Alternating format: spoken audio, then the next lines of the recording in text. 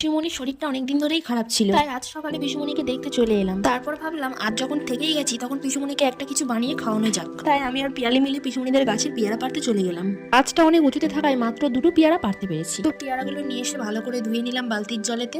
এবারে আমি আর পিয়ালি মিলে দুজনে চলে যাচ্ছি বাগানে ধনেপাতা তুলতে। গিয়ে দেখছি খুবই অল্প ছোট ছোট গাছ বেরিয়েছে, তাই কিছুটা তুলে নিলাম। তো আমি এই কটাই তুলেছি মাত্র। এবার চলে এলাম লেবু পাতা তুলতে। তারপর পিসুমনিদের গাছে দুটো ধানি লঙ্কা তুলে নিলাম। এবার সবগুলো উপকরণ একসাথে নিয়ে একটা বাটির মধ্যে দিয়ে ভালো করে ধুয়ে নিলাম। তারপর সবগুলো একটা বাটির মধ্যে তুলে নিয়েছি, নিয়ে নোড়া দিয়ে ভালো করে থেতে নিচ্ছি। এগুলো থেতে নিয়ে তারপরে চলে গেলাম ছাদের মধ্যে।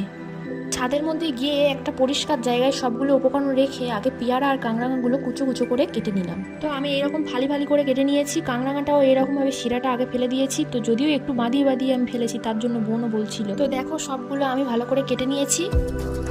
এবার যেগুলো আগে থাকতে থেতে রেখেছিলাম সেগুলো ওর মধ্যে দিয়ে দিলাম। সঙ্গে একটু লেবুর রস দিয়ে দিলাম, হাফ চামচ লবণ দিলাম, আর সামান্য পরিমাণে লঙ্কার গুঁড়ো দিয়ে ভালো করে এগুলো মাখিয়ে নিচ্ছি। তো আজকের এই ছিল আমাদের পেয়ারা মাখা আর কাংরাঙা মাখার ভিডিও। প্রথমে পিয়ালি একটু টেস্ট করে বলল যে খুব সুন্দর লেগেছে, আর তারপরে আমার পিসুমনির রিয়াকশনটা দেখে তোমরা বুঝতেই পেরেছো কেমন লেগেছে। তো ভিডিওটি ভালো লাগলে লাইক কমেন্ট শেয়ার করে দিও। টাটা।